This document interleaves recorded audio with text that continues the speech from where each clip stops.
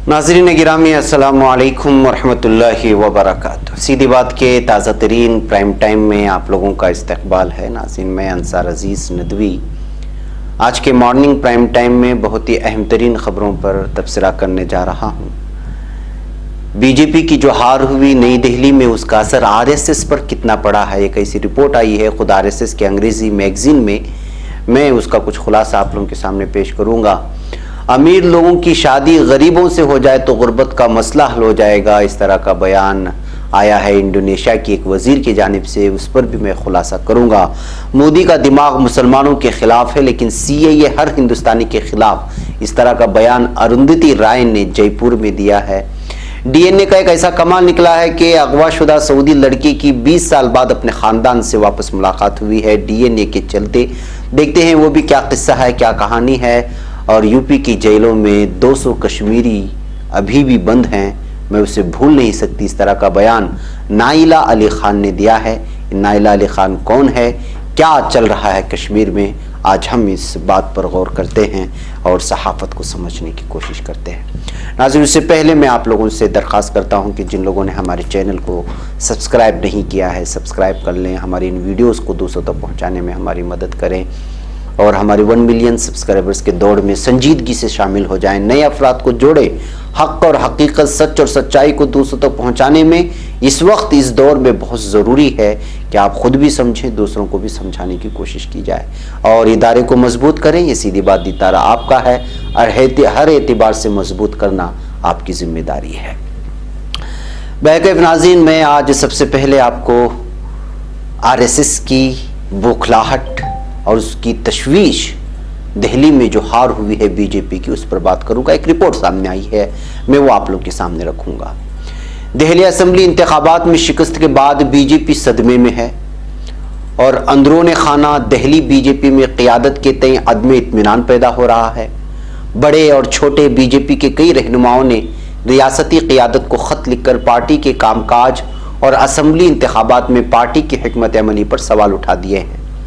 इसी बीच राष्ट्रीय स्वयं सेवक संघ आरएसएस भी बीजेपी की शिकस्त पर मातम कुना है और क़ियादत पर सवाल उठाए हैं। संघ ने उम्मीदवारों के इंतखाब पर सवाल उठाते हुए मजीद कहा है कि तंजीम ज़मीनी सतह पर कमज़ोर हो गई है, जिसकी वजह से पार्टी की इंतखाबी हालत ख़राब हो चुकी है। शिकस्त की वजूहात का जायज़ा लेते हुए राष्ट्रीय स्वयं सेवक संघ ने भारतीय जनता पार्टी को सख्त नसीहत भी दी है। संघ की तर्जुमान अंग्रेजी मैगजीन ने लिखा है कि कोई गलत उम्मीदवार सिर्फ ये कहकर फरार नहीं हो सकता है कि वो एक अच्छी पार्टी से है, नीज हर मर्तबा मोदी और शाह मदद नहीं कर सकते। मजमून में यह भी कहा गया है कि साल 2015 के बाद दिल्ली में बीजेपी के ज़मीनी ढांचे की बहाली और इंतखाब के आखिरी मरहले में इंतखाबी मुहिम को उरूज पर ले जाने में नाकामी शिकस्त की एक बड़ी वजह बनी। नरेंद्र मोदी और अमित शाह हमेशा असेंबली सतह की इंतखाबात में मदद नहीं कर सकते और दिल्ली में तंजीम को असर-ए-नौ खड़ा करने के सिवा कोई चारा नहीं है। ऑर्गेनाइजर के एडिटर प्रफुल्ल केतकर ने लिखा, दिल्ली जैसे बड़े शहर में राय दहिंदगान के तर्ज अमल को समझने की जरूरत है। बीजेपी के जरिए से उठाया गया शाहीन बाग का इशू नाकाम हो गया क्योंकि अरविंद केजरीवाल ने इस पर अपना रुख वाज़ेह कर दिया। अलावाजी केतकर ने बीजेपी को केजरीवाल के नए भगवा अवतार के हवाले से भी मुतनब्बे किया और कहा कि इस पर नजर रखने की जरूरत है। उन्होंने लिखा, मुस्लिम कदामत पसंदों सीएए के नाम पर खड़ा किया गया जिन केजरीवाल की नई तजुर्बागाह साबित हो सकता है। केजरीवाल का इस खतरे पर क्या रद्द अमल है? हनुमान चालीसे का उनका पाठ कहाँ तक असल है? गौरतलब है कि पार्टी के बहुत से रहनुमाओं की राय भी संघ इन ख्यालात से मुमासलत रखती है। एक रहनुमा ने तो इंतखाबी मुहिम के दौरान ही कह दिया था कि दिल्ली के बीजेपी कारकुनान इंतखाबात के दौरान ज़्यादा पुरजोश नज़र नहीं आए और अगर बाहर से कारकुनान की फ़ौज नहीं बुलाई जाती तो नतीजा इससे भी ज़्यादा तशवीशनाक होता। अपना नाम जाहिर न करने की शर्त पर एक रहनुमा ने कहा कि इक़्तिदार में ना आने का इम्कान तो था, लेकिन हार इतनी बुरी होगी इसका ज़र्रा बराबर भी एहसास नहीं था। नाज़रीन, एक सवाल यहाँ पर जो लफ्ज़ है वो ये है कि केजरीवाल को लेकर के उन्होंने जो कहा है या इसके मैगज़ीन में जो लिखा गया है वो बड़ी तशवीशनाक बात है। انہوں نے لکھا ہے کہ کیجریوال نے جو 40 پڑھا ہے وہ حقیقت میں کیا ہے، کیا واقعی میں پڑھا ہے؟ یعنی کہ ان کے باتوں کا رد عمل یہ ہے کہ ہندوتوا کا جو گیند ہے وہ صرف انہی کے پاس رہے گا، لہٰذا صرف وہی اس کا استعمال کر سکتے ہیں، دوسرے جو سیکولر ہندو ہیں وہ اس کو استعمال نہیں کر سکتے، یا کرنے پر تشویش کا اظہار کیا جا رہا ہے۔ کیونکہ آپ لوگوں کو معلوم ہونا چاہیے کہ سافٹ ہندوتوا کا ثبوت دیا تھا اروند کیجریوال نے دہلی کے انتخابات میں۔ 2 اہم ترین باتیں تھیں، یہ کہ بار بار ان سے جب پوچھا گیا کہ آپ شاہین باغ کیوں نہیں جاتے، تو اس کا جواب انہوں نے ہمیشہ یہ دیا کہ میرے شاہین باغ جانے سے کیا مسائل حل ہو جائیں گے، اور میں تو ٹھہرا یہاں کا وزیر اعلیٰ، میرے وہاں جانے سے کیا ہوگا، اور وہ جو مطالبے کر رہے ہیں وہ مرکزی حکومت کے ہاتھ میں اس کا مطالبہ ہے، میرا جانے یا نہ جانے سے کوئی اس سے اثر نہیں پڑے گا۔ اور دوسری طرف سے یہ کہ خلاف بھی وہ لگاتار بولتے رہے، یا NRC کے خلاف بھی بولتے رہے۔ اور دوسرا اہم ترین جو جھٹکا لگا تھا وہ یہ تھا کہ جو BJP پارٹی ہندوتوا کا ہمیشہ نام لے کر کے ہندوؤں کو راغب کرنے کی کوشش کرتی ہے، ایک تو ایسے ہندو جو سیکولر مائنڈڈ ہیں، ایک دوسرے وہ جو کٹر واد ہے وہ تو اسی کے ساتھ جڑے ہوئے ہیں۔ البتہ بہت بڑی تعداد ایسے ہندوؤں کی جو ہندوستان میں جو 80% یا 70% کہہ سکتے ہیں، بلکہ اس سے بھی زیادہ، کہ جو سیکولر ہندو ہیں۔ اب ان لوگوں کو ہندوتوا کا پاٹ ہمیشہ سے RSS پڑھاتی رہی ہے انتخابات کے موقع پر، اور یہ ثابت کرنے کی کوشش کی رہی کہ وہ جو ہے ہندوتوا کو بچانے کی واحد پارٹی وہی ہے، اور اس کے لیے وہ بعض دفعہ الگ الگ قسم کے نعرے لگا دیتے ہیں، مسلمانوں کے خلاف بیان بازیاں اسی کی طرف اشارہ کرتی ہیں، یا بھارت ماتا کی جے یا وندے ماترم، اس طرح کی ایشوز لاتے ہیں۔ لیکن یہاں پر وہ لوگ اس وقت پھنس گئے جب اروند کیجریوال نے ایک چینل کی ڈیبیٹ میں کہیں یا پھر ایک فنکشن میں انہوں نے جو ہے ہنومان چالیسا کو پڑھ کر کے سنایا۔ جب سے انہوں نے اس کو پڑھ کر کے سنایا تو ظاہر سی بات ہے کہ وہ لوگ جو ہندوتوا کا ٹھیکیدار سمجھتے ہیں ان لوگوں کی آفت آ گئی۔ انہوں نے کہا کہ یہ تو کیمرے کے سامنے ہنومان چالیسا پڑھ رہا ہے اور ہندوؤں کو اپنی طرف راغب کر رہا ہے۔ بہرکیف ناظرین، یہ اس طرح کی چیزیں جو ہے الیکشن کے موقع پر ظاہر سی بات ہے کہ اروند کیجریوال وہ اپنے دھرم سے عقیدت مندی رکھتے ہیں، اور ہونا چاہیے اس طرح کی جو بھی اپنے دھرم سے تعلق رکھتا ہے وہ الگ الگ موقعوں پر پڑھی جانے والی چیزوں کو یاد بھی کر لیتا ہے۔ اب ظاہر سی بات ہے کہ جب کیمرے کے سامنے پڑھا گیا اور جو سوال پوچھا گیا، بعض لوگوں نے کہا کہ یہ پیڈ سوال تھا، ان سے پوچھنے پر مجبور کیا گیا تھا اور اس کا پڑھنا بھی یاد کر کے آیا گیا تھا۔ الگ الگ قسم کے سوشل میڈیا کے اپنے تاثرات ہیں، لیکن RSS کا اپنے میگزین میں ان تمام چیزوں کو پیش کرنا ایک عجیب طرح کی جو ہے صورتحال اختیار کرنے جا رہا ہے، اس لیے کہ اس پر پھر بحث ہوگی، اور اس وقت بحث شروع ہو چکی ہے کہ آخرکار کیا ہندوتوا کے ٹھیکیدار صرف RSS ہیں۔ بہرکیف ناظرین، آئیے میں آپ کو ایک اور خبر کی جانب لے چلتا ہوں، اور وہ ہے انڈونیشیا کی۔ انڈونیشیا کے وفاقی وزیر برائے ثقافت مہادجیر افیندی، ان کا پورا نام ہے، انہوں نے ایک دلچسپ بیان دیا ہے۔ ظاہر ہے کہ اس کو لوگ اس وقت متنازع قرار دے رہے ہیں، لیکن میری مانے تو یہ تجویز بہت اچھی ہے۔ ان کا کہنا ہے کہ کم اور درمیانی آمدنی والے افراد اگر امیر لوگوں سے شادی کر لیں تو اس سے ملک میں غربت کی شرح کم ہو جائے گی۔ اب یہ بات الگ ہے کہ کم آمدنی والے یا درمیانی آمدنی والے افراد سے کیا امیر لوگ شادی کریں گے؟ یہاں جو تجویز پیش کی جا رہی ہے کم آمدنی والوں سے، جبکہ یہ تجویز پیش کی جانی چاہیے تھی امیر لوگوں کے، کہ آپ لوگ جو ہے کم اور درمیانی آمدنی والے لوگوں سے شادی کر لیں۔ دنیا میں سب سے زیادہ مسلم آبادی والے ملک کے وفاقی وزیر کا یہ بھی کہنا تھا کہ شادی کے لیے ہم پلہ جوڑے کے مذہبی پیغام کو اکثر غلط سمجھ لیا جاتا ہے۔ جمعرات کے روز جکارتا میں ایک تقریب سے خطاب کرتے ہوئے مہاجر کا کہنا تھا، اگر غریب لوگ شادی بھی غریبوں میں ہی کریں تو کیا ہوگا؟ غریب کنبے مزید بڑھ جائیں گے۔ انڈونیشیا کا یہی مسئلہ ہے، 2/3 دولت امیر ترین افراد کے قبضے میں چلی جائے گی۔ امیروں اور غریبوں کے مابین شادی کے معاملے کو فروغ دینے کے لیے مہاجر نے تجویز بھی دے دی کہ اس ضمن میں ملکی مذہبی امور کی وزارت ایک فتویٰ بھی جاری کرے جس میں کہا جائے کہ امیروں کو شادی کے لیے غریب تلاش کرنا چاہیے اور غریب کو شادی کے لیے امیر ساتھی کو تلاش کرنا چاہیے۔ انڈونیشیا میں کچھ سوشل میڈیا صارفین نے وفاقی وزیر کی تجاویز کی تعریف کی، لیکن کئی صارفین نے انہیں شدید تنقید کا نشانہ بھی بنایا۔ راسو سوباکا نام ایک صارف نے لکھا، دیکھتے ہیں کہ کیا وزیر صاحب اپنے بچوں کی شادی کسی دوسری کلاس کے خاندان میں کرنے پر رضامند ہوں گے۔ وجیہہ نامی خاتون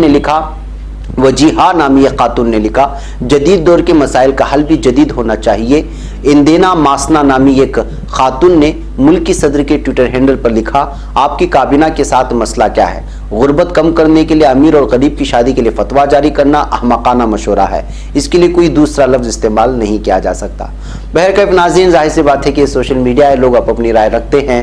اب انڈونیشیا کی وفاقی وزیر برائے ثقافت مہاجر افندی کے ذہن میں جو باتیں آئی، ظاہر سی بات ہے کہ وہ وہاں کی غربت کو لے کر کے بہت زیادہ تشویشناک ہوں گے، اور وہاں کی تو ان لوگوں کی آئی تو اب سوشل میڈیا میں بھی بہت ساری چیزیں قبول بھی کی جا سکتی ہیں۔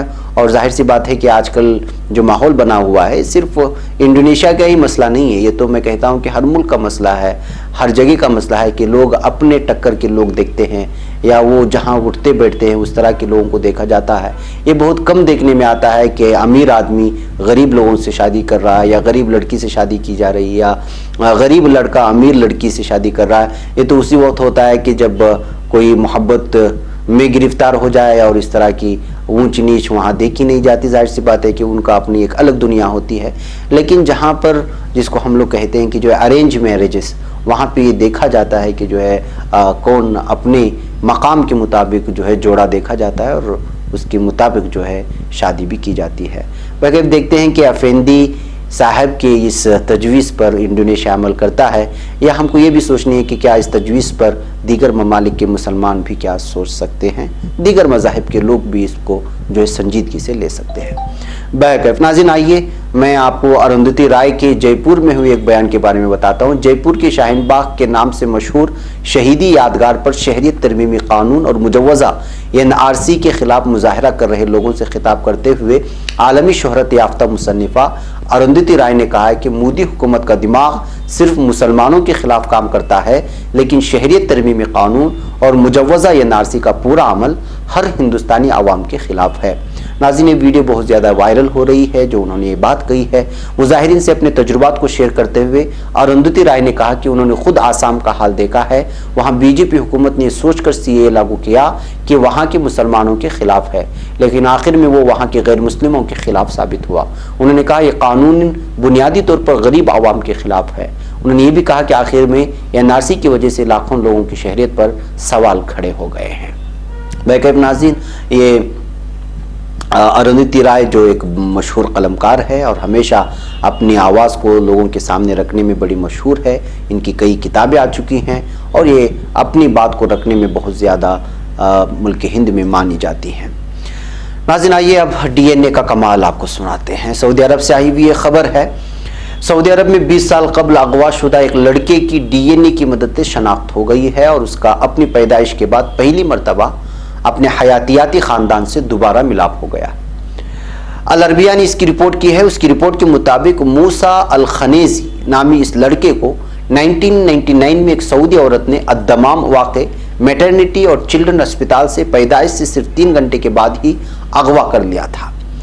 1990 کی دہائی میں الدمام میں اسپتال سے اس انداز میں 2 لڑکے اغوا ہوئے تھے، اور ان وارداتوں سے سعودی بھر میں تشویش کی ایک لہر دوڑ گئی تھی۔ اسی عورت نے 3 سال قبل 1996 میں ایک اور عورت کا بچہ بھی اسی انداز میں اغوا کیا تھا۔ اس نامعلوم عورت نے ان دونوں بچوں کی پرورش کی اور انہیں بتایا تھا کہ وہ اس کے یہاں بغیر شادی کے پیدا ہوئے تھے۔ پولیس ان دونوں لڑکوں کی بازیابی کے لیے مسلسل تحقیقات کرتی رہی تھی، لیکن وہ انہیں کہیں سے برآمد کرنے میں ناکام رہی تھی۔ لیکن ان دونوں لڑکوں کی اس طرح پراسرار انداز میں اغوا کا معمہ اس عورت نے خود ہی حل کرنے میں مدد دی۔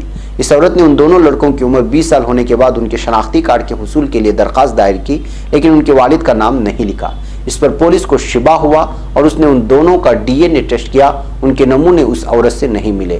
علی الخنیزی کے اہلیہ کا بھی DNA ٹیسٹ کیا گیا، اور اس کے نتائج سے انکشاف ہوا کہ ان میں ایک لڑکا در حقیقت ان کا سگا بیٹا موسیٰ الخنیزی ہے۔ اس کے بڑے بھائی محمد الخنیزی نے چینل کو بتایا کہ ان کی والدہ نے اسپتال میں ایک اجنبی عورت کو اپنے کمرے میں آنے کی اجازت دی تھی۔ تب اس عورت نے کہا کہ وہ نومولود کو نہلانا چاہتی ہے، اور وہ یہ کہہ کر اس کو باہر لے گئی۔ وہ پھر کبھی واپس نہیں آئی اور ان کے نومولود بھائی کو لے کر کہیں غائب ہو گئی تھی۔ بہرکیف ناظرین، DNA ٹیسٹ کے ذریعے سے جو ہے ایک لڑکا جو گمشدہ ہوا تھا کئی سال 20 سال پہلے، وہ جو ہے اپنے والدین کو واپس مل گیا ہے۔ ناظرین، UP کی جیلوں میں بند 200 کشمیریوں کو یاد کرنے والی نائلہ علی خان کے بارے میں بات کرتے ہیں۔ معروف مصنفہ ڈاکٹر نائلہ علی خان نے ملک کی مختلف ریاستوں کے جیلوں میں مقید 200 کشمیری نوجوانوں اور ان کے اہل خانہ کی حالت زار پر اظہار افسوس کرتے ہوئے کہا ہے کہ ان میں سے بیشتر اپنے کنبوں کے واحد کفیل تھے۔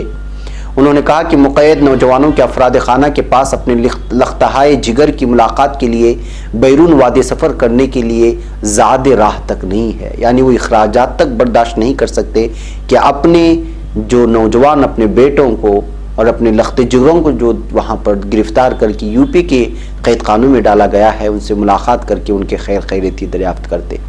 نائل علی خان جموں کشمیر کے قداور سیاسی لیڈر مرحوم شیخ محمد عبداللہ کے خانوادے کی چشم و چراغ ہے۔ وہ اوکلاہوما یونیورسٹی امریکہ جیسے عالمی شہرت یافتہ دانشگاہوں میں درس و تدریس کے فرائض انجام دینے کے علاوہ انہوں نے کئی کتابیں تصنیف کی ہیں۔ مصنفہ نے اپنے ایک فیس بک پوسٹ میں کہا ہے کہ میں جموں کشمیر کے سابق وزرائے اعلیٰ، سابق قانون سازوں اور ایک سابق IAS افسر کی PSA کے تحت حراست کی سخت مذمت کرتے ہوں، تاہم میں ان 200 کشمیری نوجوانوں جو پبلک سیفٹی ایکٹ PSA کے تحت بند ہیں کو بھی نہیں بھول سکتی، جو وادی کے باہر جیلوں میں مقید ہیں۔ بیرون وادی کے جیلوں میں مقید 200 کشمیری نوجوان اور ان کے اہل خانہ کے حالت زار پر اظہار افسوس کرتے ہوئے نائلہ نے کہا کہ ان محبوس نوجوانوں میں سے کچھ ایسے بھی ہیں جو اپنے کنبوں کے واحد کفیل ہیں، ان کے اہل خانہ انتہائی قسم پرسی کی حالت میں ہیں، ان کے پاس اتر پردیش جہاں ان کے بچے بند ہیں جیسی ریاستوں کا سفر کرنے کے لیے بھی وسائل نہیں ہیں۔ انہوں نے کہا کہ یہ لوگ محبوس کشمیریوں کے اہل خانہ اپنے لختہائے جگر کے نامعلوم مستقبل کے بارے میں فکر مندی اور تذبذب کے عطا بھور میں پھنس گئے ہیں۔ ذرائع کے مطابق ناظرین، وادی کے باہر جیلوں میں مقید کئی نوجوانوں کے اہل خانہ اپنے لختہائے جگر کی ملاقات کو جاننے کے لیے جہاں وسائل نہ ہونے کی وجہ سے ہاتھ پھیلانے پر مجبور ہوئے ہیں، وہیں کئی محبوس نوجوانوں کے والدین مختلف نفسیاتی بیماریوں میں مبتلا ہو چکے ہیں۔ ظاہر سی بات ہے کہ جن کے اولاد کو بنا کسی جرم کے اٹھا کر کے قید خانے میں بند کر دیں اور کئی ہفتے کئی مہینے اس پر گزر جائیں تو ان والدین پر کیا بیتتی ہوگی اور ان کے دن اور رات کیسے کٹتے ہوں گے، یہ وہی لوگ پہچان سکتے ہیں جن کی اولادیں ہیں اور جن کی وجہ سے گھر چلتا تھا۔ محبوس نوجوانوں کے والدین کا کہنا ہے کہ اپنے لختہائے جگر کی تلاش و انتظار میں ہماری تمام متاع حیات لٹ گئی ہے، اب صحت ہے نہ پیسہ ہے کہ دور دراز ریاستوں کا سفر کر کے ان کے ساتھ ملاقات کر سکے۔ بہرکیف ناظرین، مصنفہ نے بہت ہی درد بھرے انداز میں اس ٹویٹ کو اور فیس بک میں اس پیغام کو لکھا ہے کہ کس طرح سے وہاں کشمیری نوجوان کو قید کیا گیا اور کیا حالت وہاں پہ ہے، کس طرح قسم پرسی کی زندگی بھی گزاری جا رہی ہے، اور بالخصوص ان لوگوں کی حالت ناقابل بیان ہے جن کے اولادوں کو، جن کے نوجوان بیٹوں کو، جن کی وجہ سے گھر کا خرچہ چلتا تھا اور بہت سارے اخراجات گھر کے وہ برداشت کرتے تھے، ان کو اچانک اٹھا کر کے ایسے جیلوں میں جن کے جیلوں میں بند ہے، ان جیلوں کا نام بھی نہیں پتہ ہے اور ایڈریس بھی نہیں پتہ ہے، اور وہاں تک پہنچنے کے لیے ان کے پاس پیسہ بھی نہیں۔ تو ناظرین، یہ حالات ہیں کشمیر کے، پھر بھی جو ظالم لوگ ہیں وہ وہاں کے باتوں کو سننے کو تیار نہیں ہیں، اور حقوق انسانی کے نام لیوا تنظیم ابھی بھی جب بھی مسلمانوں کے سلسلے میں اس طرح کی بات آئی ہے ان کی انسانیت مر جاتی ہے۔ جی ہاں ناظرین، مجھے یہاں پر اجازت ہے۔ السلام علیکم ورحمۃ اللہ وبرکاتہ۔